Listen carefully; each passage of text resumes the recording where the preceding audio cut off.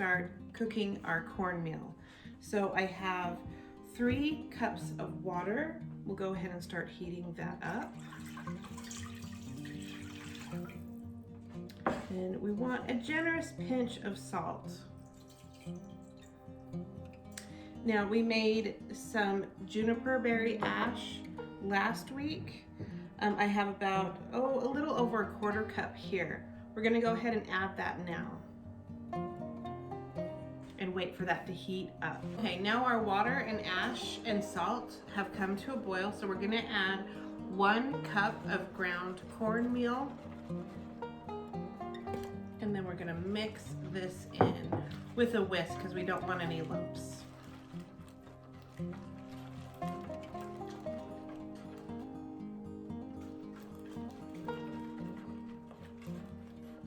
And then we're going to simmer this for about 30 to 40 minutes, and you want to stand by and make sure you stir every once in a while so it doesn't burn or lump up.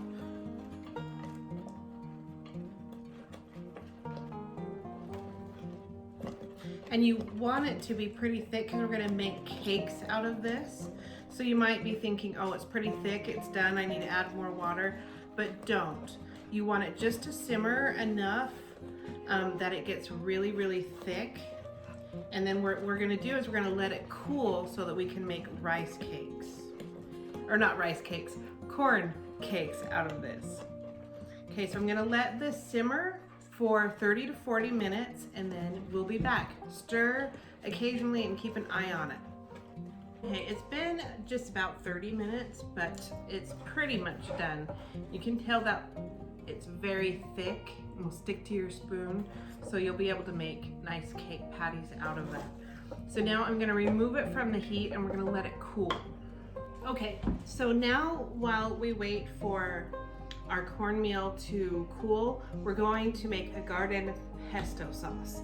So I have some dandelion greens. We want about, 2 to 4 cups, so I've probably got a little bit of overkill. But I've got some wild dandelion greens and mustard greens.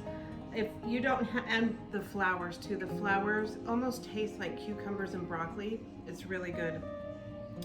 If you can't find these, you should be able to gather dandelions anywhere. Mustard greens grow wild all over, especially in the south and the east. If you can't find those, you can use like Swiss chard or plantain or even spinach to go along with all of this. So we've got our greens. I have some wild onion grass and about a 1/2 cup of toasted sunflower seeds. So raw sunflower seeds that haven't been salted or anything, just whole. You can get them already toasted, but I like to toast them myself. I think it tastes better. And I just toast them in my cast iron skillet on high heat, and just almost the same way that we did our getting our juniper berry ash, to get them nice and toasted. And then we'll need some sunflower oil, a little bit of maple syrup, and some salt. So, and then you can do it the old school way if you want by using mortar and pestle, but I would like to use my food processor with a steel blade. So I'm going to put in the onion grass. You could use a shallot if you don't have that, or even green onions. And then let's do our mustard greens. I want to get some flowers in there too.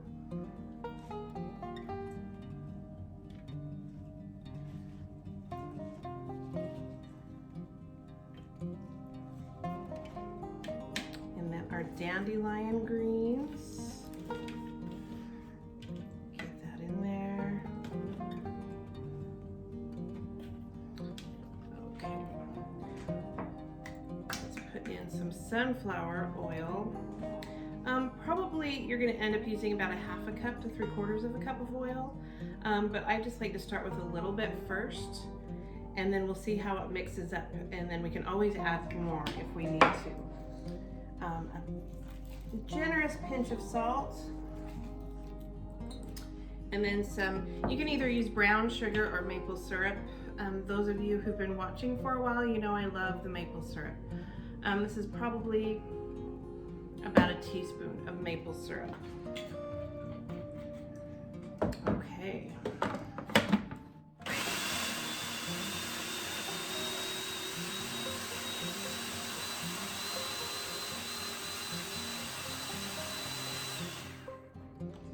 We've got it down a little bit so we can add a little bit more.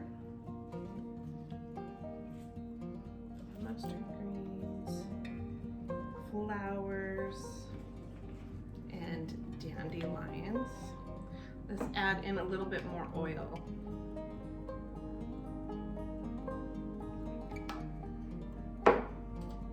Now I'm going to add the half a cup of sunflower seeds.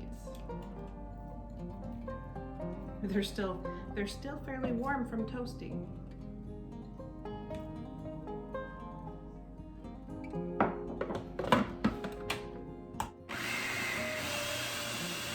That looks amazing. Look at that. It looks so creamy and beautiful. Look at that. Okay, so this is done. Now I'm just gonna set it aside and we're gonna go on to the next step. Okay, so I'm bringing my cast iron skillet to a medium high temperature with some sunflower oil. If you don't have sunflower oil, you can substitute it with vegetable oil or coconut oil or any kind of nut oil, something that has a high smoke temperature. And but sunflower oil is a traditional oil, especially for the Anishinaabe people. I'm gonna smooth that all around. And then I like to use an ice cream scooper. It helps it be uniform. It's all gonna be the same thickness. And it's just easier to spoon out that way. So then we're just gonna smash it out or press it out, making a nice corn cake. You want it about an inch, maybe an inch thick.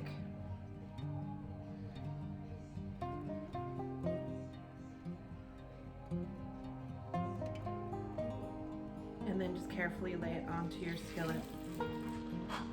And you'll want to cook it probably about 8 minutes per side.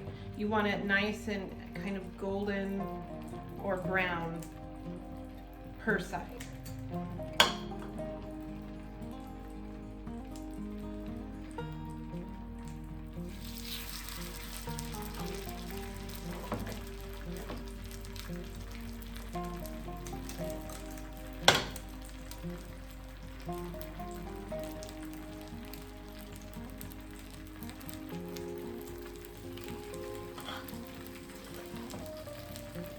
This is a really good dish for the summertime and springtime because greens are all nice and fresh, and as we're coming out of kind of our own wintertime hibernation, I think it just kind of helps jumpstart our own bodies and our metabolism and lets us know that spring is coming.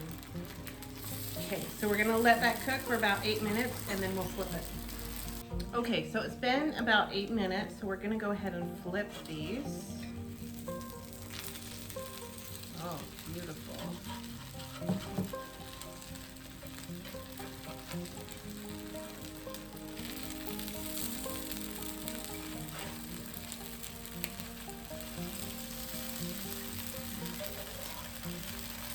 That looks beautiful. You can see the nice crust on the side, so it's going to have a nice crunch to it, but still be soft on the inside. So we'll let this go another, 6 to 7 minutes, and then we should be done. Okay, so now we're going to plate up. So this recipe will make about 8 cakes.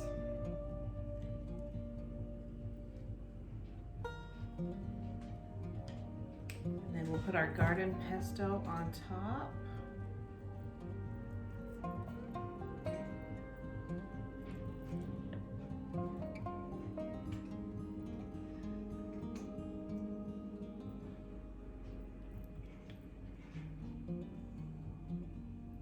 That looks beautiful.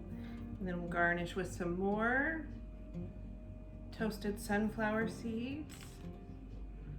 So I get them all over the place. And then some gorgeous flowers.